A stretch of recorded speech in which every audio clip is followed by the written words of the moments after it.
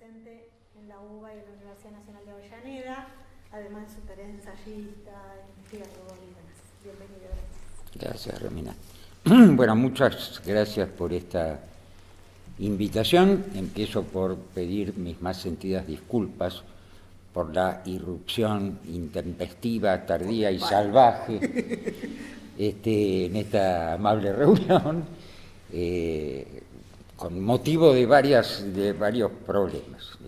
Yo estuve hasta las 7 exactamente dando 8 horas hoy me tocaron de seminario en la Facultad de Arquitectura, acá enfrente, y evidentemente tenía un malentendido respecto de dónde se realizaba. Yo tenía entendido que era en, ¿cómo se llama?, Ciencias de la Salud, en el 4º piso. Bueno, cosas que pasan.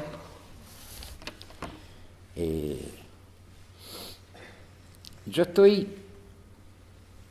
en general muy de acuerdo con todo lo que le he escuchado decir a Adrián, así que voy a tener que intentar refutar todo lo que dijo antes de que yo llegara. No voy a hacer eso, estoy bromeando, en verdad no estoy muy seguro, no lo estaba antes tampoco, de cuál podría ser la naturaleza precisa de mi intervención, pero bueno, me aprovecho de haber llegado tarde, de haberle escuchado decir algunas cosas a Adrián, y quizá me agarre de alguna de esas cosas, en primer lugar, para alguna reflexión lo más general posible, y después ver si podemos ir especificando, porque por obvias razones que Adrián va a comprender, por ejemplo, toda la discusión del tema de la negritud me convoca fuertemente. Poética y política son las dos palabras que de alguna manera se mancomunan para el título, el tema, el motivo de esta reunión. Yo quisiera remontarme a cierto origen de todo esto, porque cuando uno dice política poética o poética política, corre un poco el riesgo de pensar que hay dos cosas, una es la poética y otra la política, que por X razones, en determinadas circunstancias o en determinados momentos históricos o empujadas por ciertos acontecimientos, se vinculan amistosa o conflictivamente.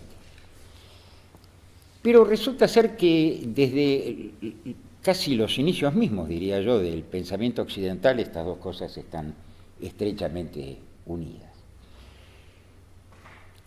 Si yo entendí bien, Adrián invocó el concepto de poiesis, por ejemplo, ¿no? Ese concepto de poiesis del cual deriva etimológicamente palabras como poesía, poética y demás, decía él, tiene que ver con una lógica de producción.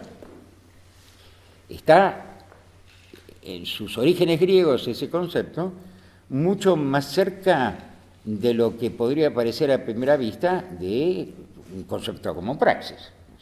Es decir, un proceso de producción que transforma una materia prima en un producto terminado y donde lo que importa es la lógica misma, lo que le va a dar su politicidad específica es la lógica misma de producción.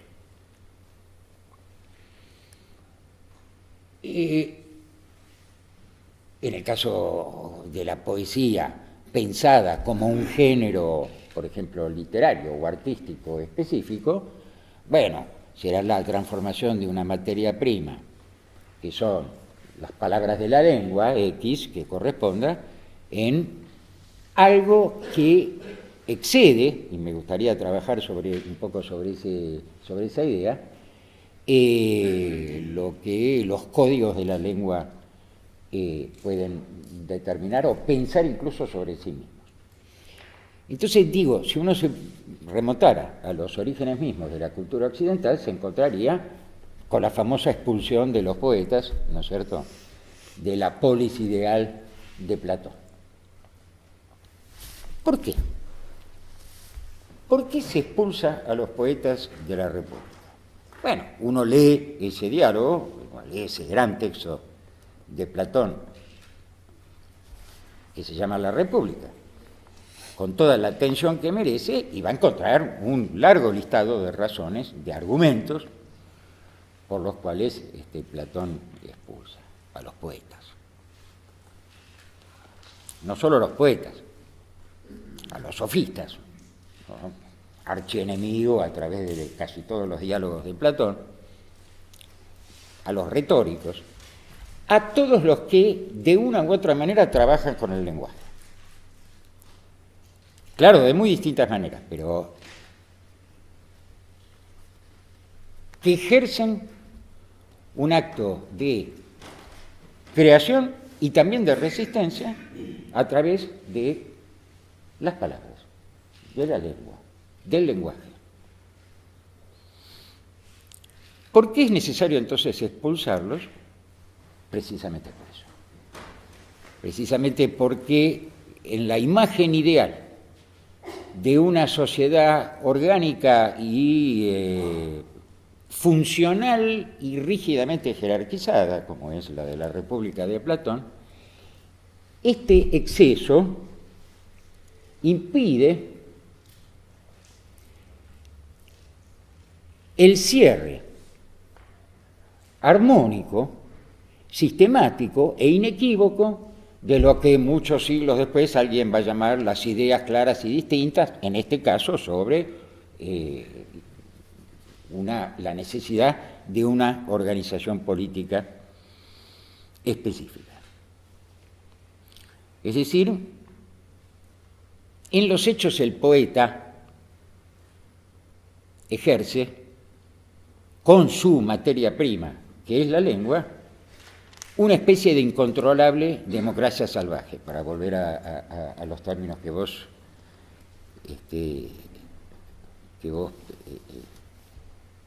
aludías, porque lo que hace es el poeta introducir un profundo desorden y un estado de conflicto permanente en los códigos de la lengua.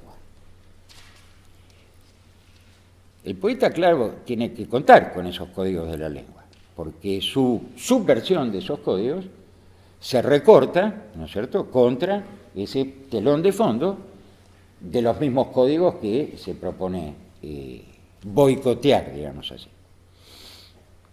Pero lo que importa en esto es que esta dimensión poética, que también puede ser efectivamente, como se ha dicho acá, una dimensión de la política, o de cierto tipo de política, esta dimensión poética supone un exceso, una especie de indeterminable plus de sentido, todavía no nítidamente condensado,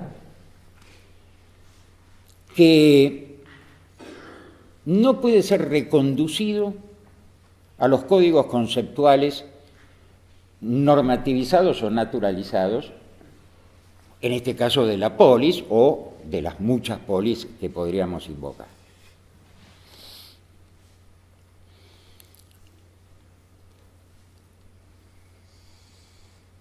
Quiero que tengamos presentes que en esta sociedad en la cual Platón expulsa a los poetas de la República, en fin, propone la expulsión, la exclusión de esta dimensión de su polis ideal o perfecta,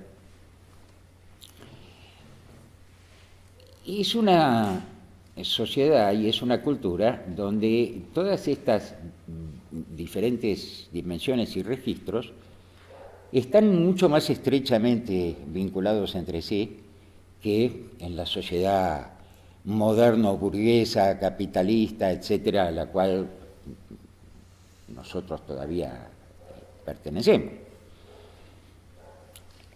Uno toma un fenómeno como la tragedia, griega, siglo V antes de Cristo, la tragedia es vista retroactivamente desde nuestra perspectiva moderna, es un género literario, específicamente dramático, teatral. Son efectivamente estos griegos del siglo V antes de Cristo los que inventan lo que nosotros conocemos como teatro, pero claro, para ellos no se trata solamente de un género literario, teatral, poético o artístico, sino que se trata de un nudo donde inextricablemente se unen lo poético, lo religioso, lo político.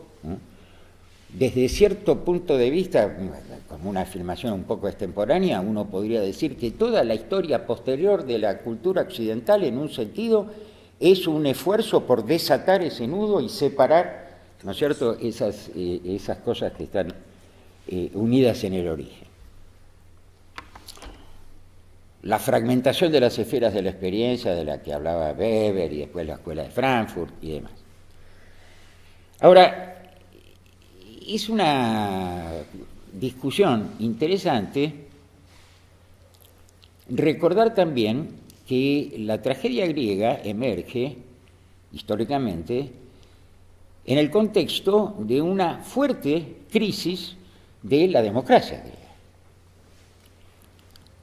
Con lo cual muchos han pretendido entender que la tragedia es algo así como la emergencia de un discurso reaccionario que se opone a la democracia y que denuncia todas sus carencias, falencias y limitaciones, e incluso males.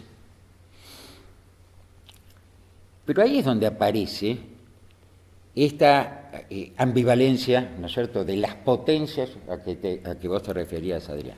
Porque, caramba, está bien. Puede ser que en la intención ideológica consciente, bueno, los trágicos son muy diferentes entre sí, no es lo mismo. Eurípides, con un anacronismo lo voy a decir, está un poco más a la izquierda que Sófocles, o que, ¿no? Pero, de cualquier manera, uno podría pensar en esta dimensión ateniéndose a lo mejor a las intenciones explícitas de los autores. Pero lo que importa en el arte y también en la política, en cierto modo, es los efectos objetivos que esto produce, ¿no es cierto? Y entonces tenemos este discurso de la tragedia que lo que hace, literalmente, es poner en escena los conflictos irresolubles de la polis y en ese sentido adquiriendo una dimensión crítica, ¿no es cierto?, una dimensión de resistencia desde este arte que es más que simplemente un arte en el sentido moderno,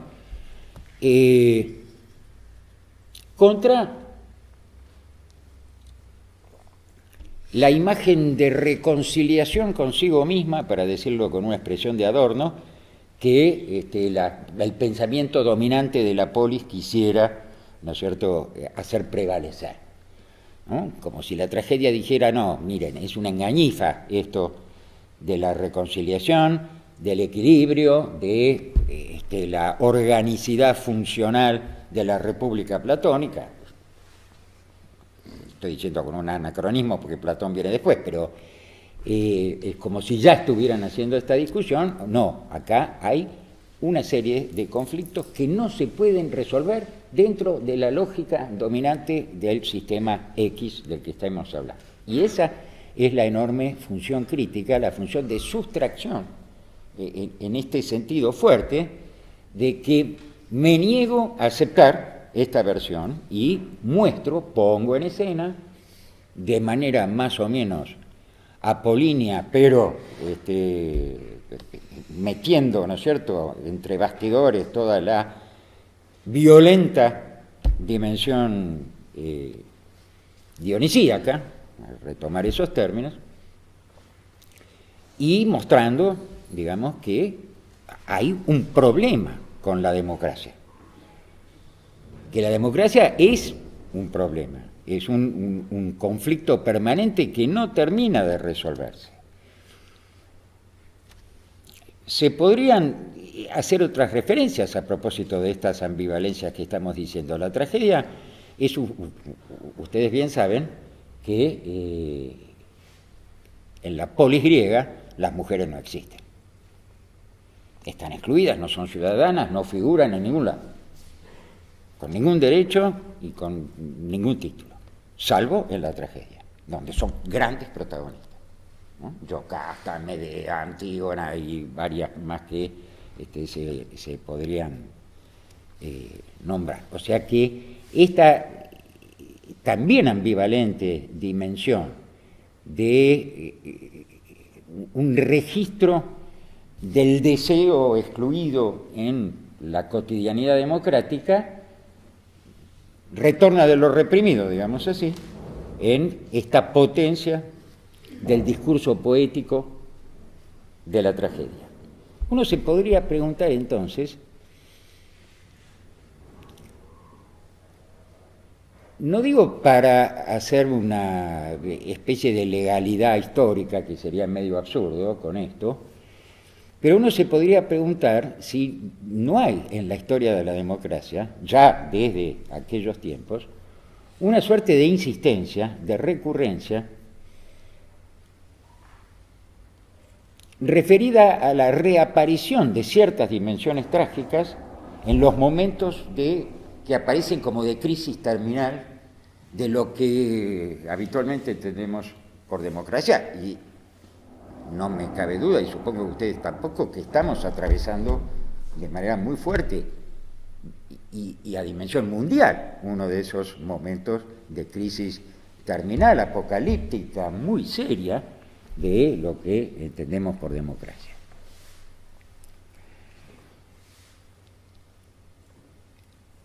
En la palabra poética, en la potencia de la palabra poética, para retomar ese concepto spinoziano que tiene que ver con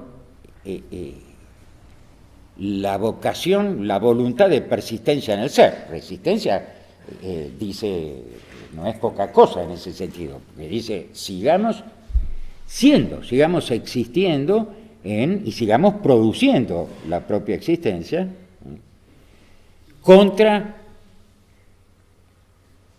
todas aquellas, en efecto, fuerzas reactivas que quisieran eliminar la existencia de toda potencia creativa de la multitud.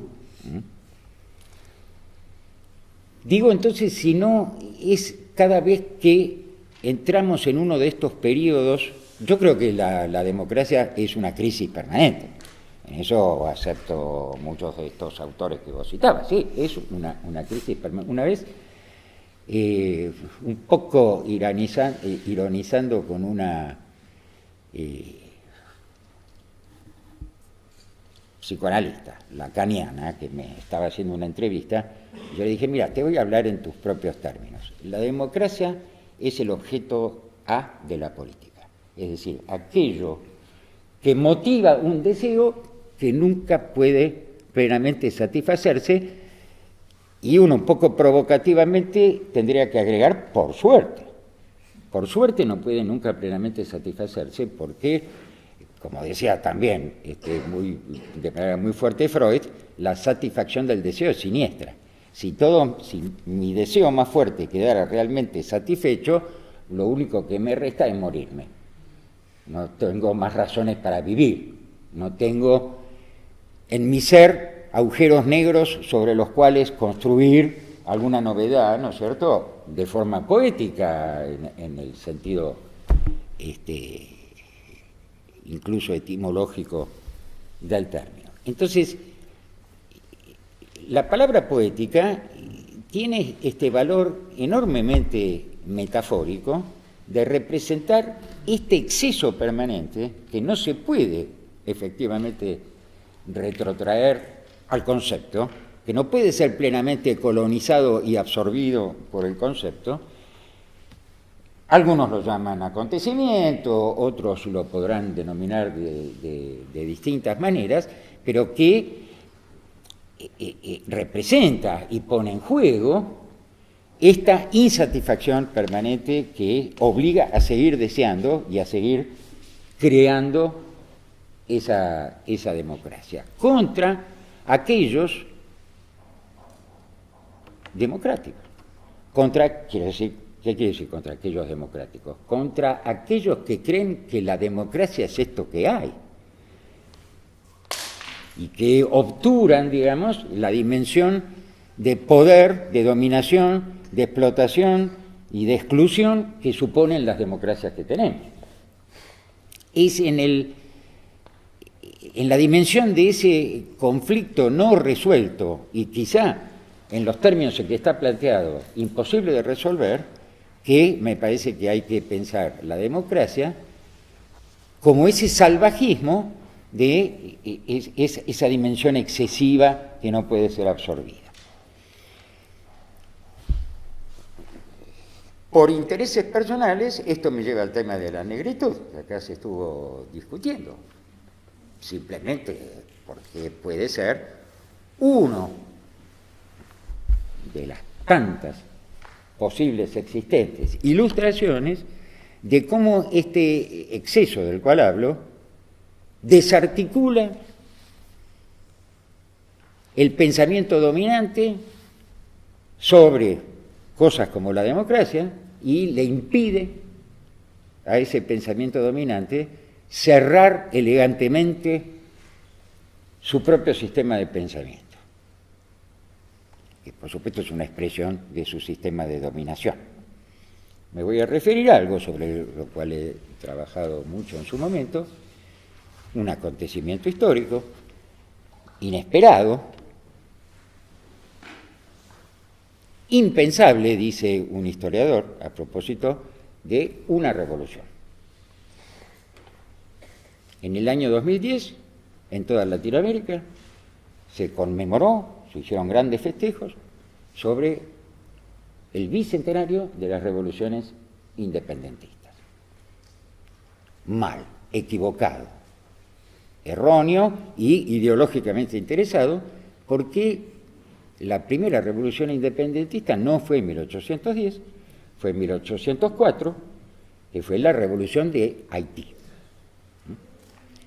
que no solamente fue la primera cronológicamente, sino por muy lejos la más radical de todas esas revoluciones, desde todo punto de vista, político, social, cultural, étnico, filosófico, porque fue la única revolución, absolutamente la única, donde fueron las clases explotadas por excelencia, los esclavos negros de origen africano, las que tomaron el poder y fundaron una nueva nación.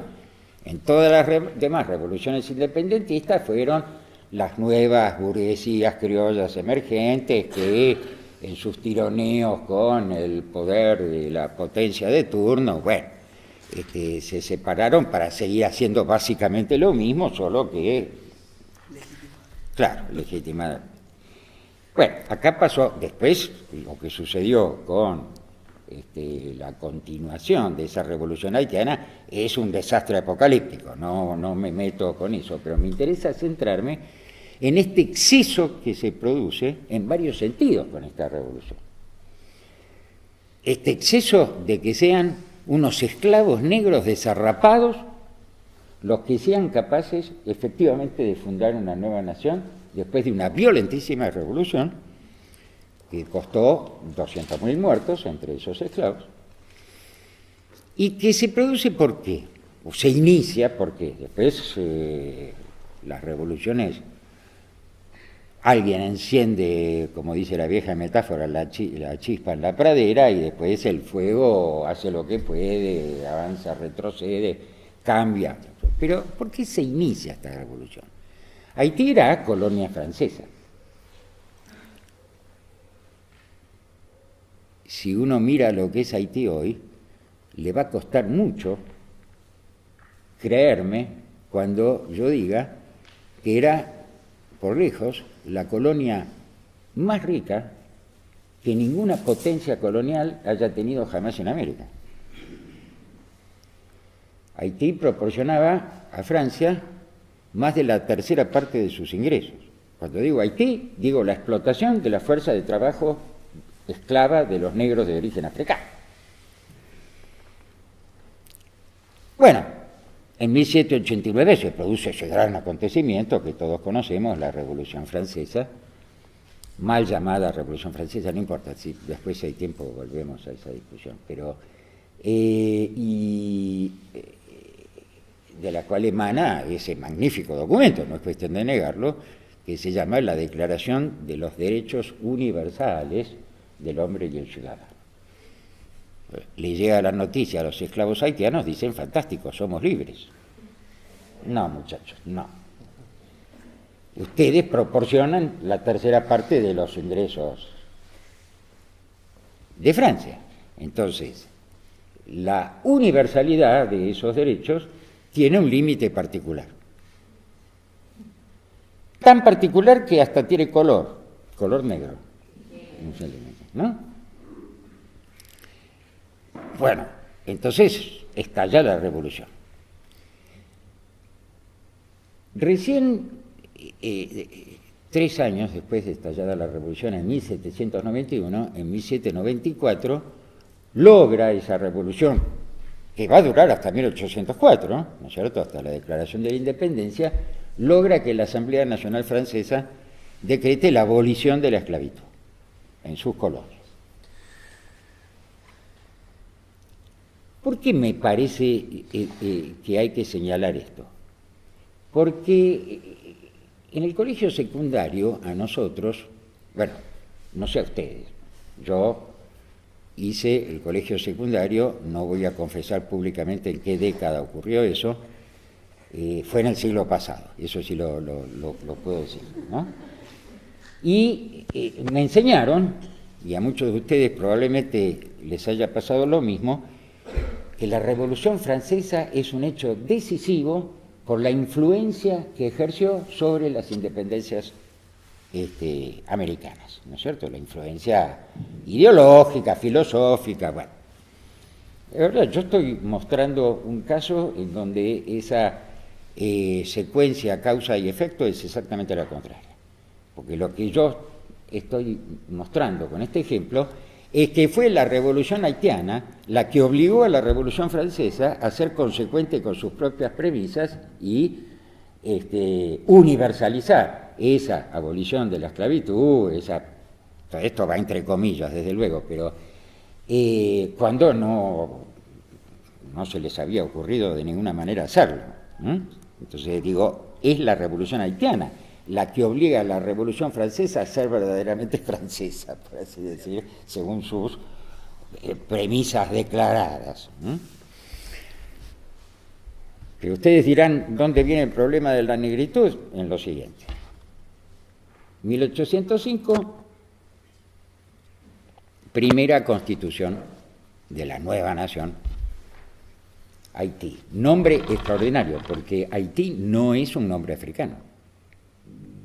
Haití es una palabra de la lengua taína, que eran los originarios aborígenes de la isla, que habían sido totalmente exterminados por los españoles, que fueron los primeros en llegar. Bueno, el primero en llegar fue Colón. Haití es la isla donde, lo que después fue Haití, la isla donde el 12 de octubre de 1492 hizo pie el almirante genovés. Quiero decir con esto que los esclavos haitianos, los esclavos negros de origen africano haitianos, nunca habían visto un taíno. Conocían por referencia a su existencia. Entonces le hacen a esa cultura taína el inmenso homenaje de, en lugar de elegir una palabra africana para bautizar la nueva nación, eligen una palabra taína. Ya es un exceso difícil de imaginar incluso en el día de hoy, ¿no? Y acá viene el otro exceso. Constitución haitiana de 1805, hay un famoso artículo 14 que dice más o menos así: a partir de la promulgación de esta Constitución, todos los ciudadanos haitianos, sea cual sea el color de su piel, serán denominados negros. un artículo posterior, no contento con esto, dice: las previsiones del anterior artículo 14 serán válidas también para los alemanes y los polacos. Difícilmente se puede pensar algo más blanco, ¿verdad? Bueno, hay una explicación histórica para esto de los alemanes y los polacos, anecdótica, digamos, que si quieren después si hay tiempo la comentamos. Pero, ¿qué significa bueno, hipótesis que formulé en su momento, que repito aquí? Este artículo 14 es el origen, para mi juicio, de la gran polémica, del gran debate que se va a desarrollar durante los siguientes 2 siglos, incluso y sobre todo en Europa y en Francia, sobre el concepto de negritud, introducido polémicamente en la década del 30 por Aimé Césaire, que es un poeta antillano, o sea, de la zona caribeña donde se había producido esta revolución, de habla francesa, ¿no es cierto?, introducida por Aimé Césaire, digo, en París, y que provocó enormes polémicas en las que intervinieron personajes como Frantz Fanon, también antillano, por cierto, de la Martinica, Césaire también era de la Martinica, y Sartre, ¿no?, con sus famosos prólogos, primero el Orfeo Negro y después el prólogo a Fanon. Bueno, toda esta movida enorme, además de todo lo que se puede detectar a través del siglo XIX, ¿no?, más o menos leer entre líneas en la producción de algunos de los más grandes escritores, dramaturgos y demás, donde la referencia directa o indirecta al problema de la revolución haitiana y la negritud es permanente. Hemos perdido la dimensión de todo esto, porque este exceso es efectivamente... ¿Qué quiero decir otra vez con exceso de este artículo 14? Hay varias dimensiones acá. Primero, es un cachetazo irónico, sarcástico, tremendo, contra esa pretensión de falsa universalidad de la Declaración francesa, ¿no?, que excluía de la universalidad esta particularidad negra. Entonces es como si ahora los exesclavos le dijeran: nosotros somos la parte que estaba excluida de la totalidad, entonces ahora la totalidad somos nosotros, todos negros, y se terminó la discusión.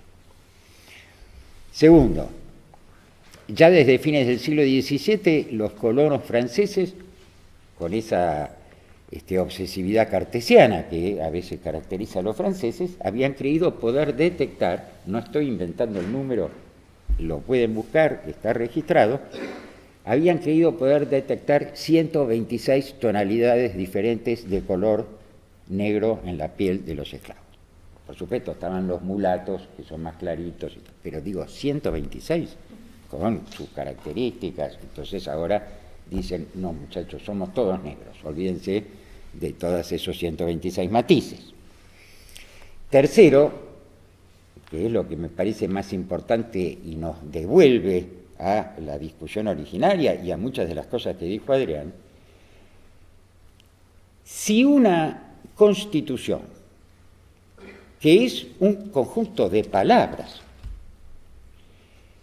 de dimensión jurídica, ¿no es cierto?, legal, puede decretar que aún los que son blancos, alemanes y polacos, ahora son negros, eso quiere decir que negro es una denominación política, no biológica, racial, genética o lo que fuera. Imagínense ustedes, algo más blanco que un alemán o un polaco, bueno, podría ser un dinamarqués, bueno, pero más o menos andan por ahí, ¿no es cierto? Bueno, ahora sos negro, no importa que tu pelo sea rubio y tus ojos azules, sos negro. Este es un exceso impensable aún para el día de hoy. Es un exceso poético. Se permiten estos exesclavos una suerte de gigantesca metáfora que supone un acontecimiento poético que no puede ser comprendido por una constitución jurídica o jurídico-política normal. Es la producción de una potencia, para seguir insistiendo con estos términos, que habla de, efectivamente, una crisis en donde reaparece la dimensión trágica, porque en cuanto se produce este exceso, lo que plantea este exceso es una contradicción, un conflicto que no tiene solución posible entre la pretensión de universalidad y esta singularidad irrepetible que es la promoción, digamos, de la negritud, es decir, de un particularismo al grado de universalidad. No tiene salida, es una paradoja insolucionable, y es este exceso, digamos, del cual veníamos hablando acá. Entonces, me parece que podríamos pensar, discutir, si efectivamente en épocas de crisis terminal de estas democracias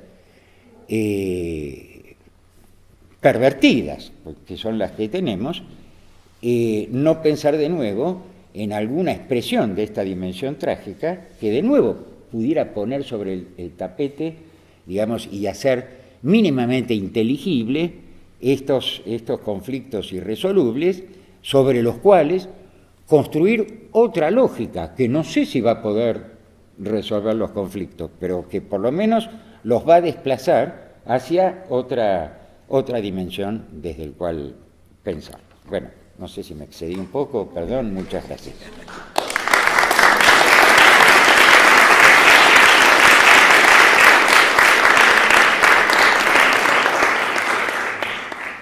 Bueno, muy bien. Entonces ahora abrimos formalmente un espacio de preguntas, comentarios, solicitudes de ampliación. Improperios. Hubo varios, ampliaremos. Bueno, voy en orden de exposición. Mario Adrián. Adrián. A esta altura escuché muchos expositores, por favor. Igual Mario está bien, igual, ¿no? No es feo nombre.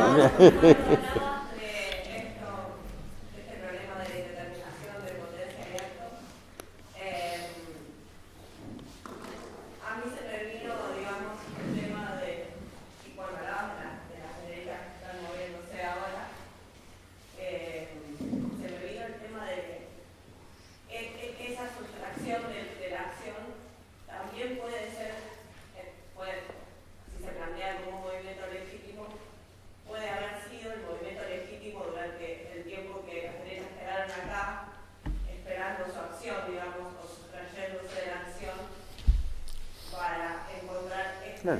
Su momento en que la acción se vuelve manifiesta, escénica, espectacularizada, digamos.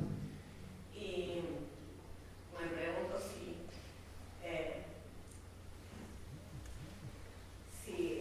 no estaríamos diciendo que en sí la democracia está legitimando ese acto y por lo tanto sigue siendo una democracia esa derecha violenta.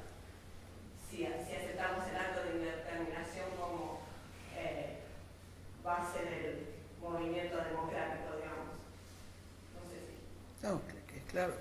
Es difícil responderte eso, pero entiendo cuál es el terror. Es quien plantea ese acto de indeterminación es un gran pensador de izquierda que dirigió una revista extraordinaria que se llamó Socialismo Barbarie y que de alguna manera revisó el marxismo desde adentro pensando los regímenes del socialismo real soviético y pensando que la mayor revolución de la historia podría convertirse en una revolución de derecha. Justamente una de las lógicas más interesantes de por qué traje a Lefort a escena es un gran pensador sobre Maquiavelo y sobre la ambivalencia del poder y sobre la condición de la oscilación del movimiento del ejercicio de esa potencia, pero considera que eso mismo que hace claudicar es lo mismo que libera. Por lo tanto, indeterminación no siempre quiere decir que lo que hay ahí es una operación de el lugar esperable para el ejercicio de las derechas, ¿no? Pero me gusta lo que decís y lo digo ahora en clave de otra cuestión. Un sentido común muy arraigado en aquellos que han sido pensadores críticos contra el Estado,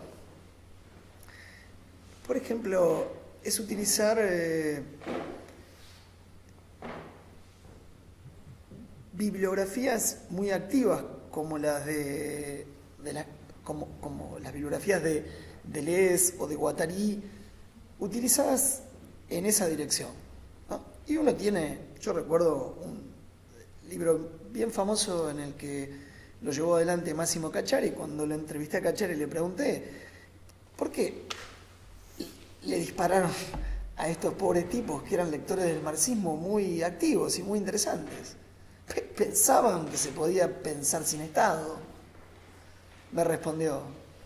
Y doy vuelta a la cuestión. Yo creo que la teoría política interna de esos pensadores llamados postestructuralistas es una tremenda teoría sobre la posibilidad de fabricación de otra teoría del Estado respecto a una analítica del capitalismo. Pero claro, criticar en forma clásica a un modo del Estado suponía decir hay que desarmar esto para crear otra teoría posible de un Estado que pudiera albergar variaciones aún no pensadas del capitalismo. Lo que no significa decir que fuera posible decir que siempre que aparece el Estado frente a esa famosa idea de la máquina de guerra, el Estado es lo que coagula, cristaliza o indetermina. Porque hay algún lugar interesante de esa teoría en la que uno podría decir que la máquina de guerra es lo indeterminado y el Estado es la posibilidad de codificación. Lo estoy llevando a ese lugar para que me entiendas un poco más esta idea de por qué Lefort entiende que los estados más revolucionarios que conoció fueron los que permitieron la mayor cristalización de la posibilidad de las libertades potenciales. Entonces, ¿cómo defender la democracia desde adentro si la indeterminación la pensamos siempre de derecha y no como potenciales cristalizaciones de tendencias progresivas de la sociedad, y no diría de izquierda, sino hacia las construcciones progresistas? Entonces Lefort está pensando ese lugar incómodo, pero entiendo lo que me decís, y de repente pensaría que cuando Platón expulsa a los poetas elige una palabra precisa. Esa palabra es una fórmula, se llama seiamanía. Son los portadores de una locura divina que pone a la razón de cara a una condición exterior y por lo tanto introduce en el hábito del argumento el principio de una religiosidad mistérica. Platón dice, porque traen a Eleusis acá, nosotros debemos interrumpir ese pasaje, que es el pasaje de un potencial religioso a un potencial argumentativo. ¿Sí? Uno diría, por ejemplo, que ahí hay un problema central sobre la determinación y la indeterminación. Separar ese nudo que Eduardo planteaba es separar la locura divina que la palabra del poeta traería de ese fondo prodigioso y peligroso que llamamos con una palabra precisa, misterio. Pero si ustedes quieren le ponemos más palabra, lo llamamos sagrado. Y le ponemos más palabras si ustedes quieren, lo llamamos el misterio sagrado que posee el fuego no traducible al argumento. Y uno diría que el poeta es el que reserva esto, es el que de alguna manera transfiere, moviliza, pero para decirlo en términos contemporáneos, transfiere el misterio, transfiere lo sagrado, con toda la dificultad, porque al transferirlo por el lenguaje lo divide, eso que no era divisible. Y al hacerlo pasar, uno no puede decir que por ahí pasen las fuerzas progresivas solamente de la sociedad, sino también todas las fuerzas reactivas. De hecho, hay poetas de derecha chilenos extraordinarios en el orden de la poesía, y hay poetas rusos de derecha extraordinarios en el orden de la creación de la lengua. Por lo tanto, esto no dice nada respecto a esa ambivalencia de la fabricación. Y al mismo tiempo, el uso posterior de ese lenguaje podría, por ejemplo, ante todo, deshacer para otros la condición codificada, estatalizada, formalizada peligrosamente por una sociedad determinada. El poeta, entonces, ¿qué es? Dice Aristóteles. Es el que puede quedar sin obra pero fabrica una obra, y es una palabra una sola vez en toda su obra, que es argón. El que podía ser sin obra produce un excedente. Eso es maravilloso. Podría no tener obra, pero produce un gesto. Y ese gesto, de alguna manera, es una extraña conectividad entre lo sagrado y lo profano.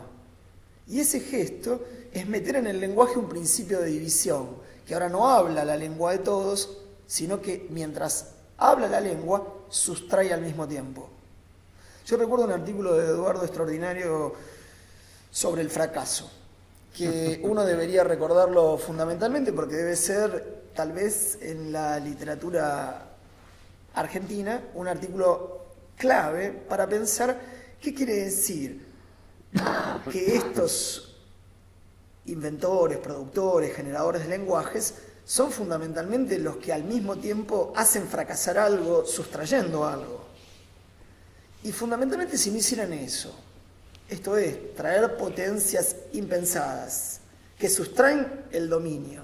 Es decir, si el poeta no fracasa frente a lo político, ¿qué podría entonces desestabilizar? Es decir, su gran potencia es sustraer algo, deshacer algo, no solamente hacer algo para. Y ahí me acuerdo de un debate contemporáneo entre dos grandes hacedores de teatro. Y me hiciste acordar, mientras hablabas de la tragedia y de las figuras femeninas, que son el centro de la tragedia, como retorno de lo reprimido, me hiciste acordar un gran hacedor del teatro italiano contemporáneo de Pasolini, que a su vez es un gran cineasta, que es Carmelo Bene. Sí, un tipo del sur de la Italia, un tipo de la militancia política, un tipo que es un gran dramaturgo, un gran cineasta, un gran actor. Tiene todas esas potenciales. Pero digo, hay una cosa muy clara que él hace en el orden de la tragedia. Dice esto: la tragedia no se puede seguir reproduciendo como dice Bertolt Brecht. Hay que contarla por el personaje secundario, que es exactamente la historia no contada. Y se propone una tarea maravillosa para desarmar el poder didáctico, pedagógico de Brecht en el orden del teatro, que hay que desarmar eso, que es una máquina muy precisa. Dice, voy a contarte las mismas tragedias, pero a través del personaje que tal vez tuvo un solo parlamento. Y si a partir de esto reconstruyo la tragedia, es posible decir que una vida ofendida vuelve a narrar la historia desde un punto de vista no considerado. Como esa obra Rosencrantz y Guildenstern, ¿no? Que reproduce Hamlet a través de esos personajes marginales. Y en ese sentido, entonces, uno podría pensar ahí, entonces, uno puede decir claramente ahí que la ambivalencia o el excedente como potenciales son progresivos o regresivos, son activos o reactivos. En realidad, lo que uno podría decir que todos esos potenciales tienen un carácter de deshacer lo que está constituido. Y deshacer va conjuntamente con fabricar algo nuevo. Esto es lo que dice Bene, y lo dice desde una posición política muy radical. Dice, la izquierda llevada al extremo es la que viene de la Puglia italiana. Yo vengo de ahí, y entonces, de ahí, solo la historia marginal puede contar la tragedia. Pasolini aplaudía sobre esto, y no solamente esto, sino que aplaudía su cine. Y lo aplaudía porque ahí había algo muy genial, que es que la poética en exceso debe contar la historia desde el lugar no contado. Y contar la historia del lugar no contado es volver a reescribirla. Es como si uno dijera volver a reescribir Shakespeare para poder sacarse de encima la historia de la dominación de la filosofía moderna. Hoy sabemos muy bien que desde Spinoza a Hegel todos tuvieron empresas coloniales. Entonces, si lo sabemos muy bien, lo que hay que entender es que la racionalidad moderna tiene un pecado fundamental en cada uno de sus principios enunciativos. ¿Es de derecha? Diríamos que Spinoza es de derecha. Pero con su hermano tenía negocios en las colonias. Sí, por el concepto de derecha va variando. No, está bien, pero digo, es reactivo, porque la ética no es nada más que la articulación más prodigiosa de un principio de composición progresivo, aunque contenga todas las jerarquías que el siglo XVII permitía. ¿No? Es decir, la piedra no es lo mismo que el hombre. ¿Está bien? Pero de alguna manera hay posibilidades de componer ahí condiciones de posibilidad. Sin embargo, históricamente hay documentos. Y para cada uno, Locke, Hume, y uno podría seguir. Y el problema es que nos quedamos sin edificio de ese mundo occidental respecto de su condición progresiva conceptual. Porque históricamente están trazados por una determinación en la cual fueron excedidos en su acción. Sí, construían una ética, pero tenían colonias. Formaban parte de las colonias, había negocios en las colonias. Y eso es lo que hay que aceptar. Lo que hubo que aceptar es que esta historia no fue contada así. La historia de los conceptos fueron purificados. La historia de la razón con la que nosotros aprendimos fue eliminada. Tengo que decir, perdón.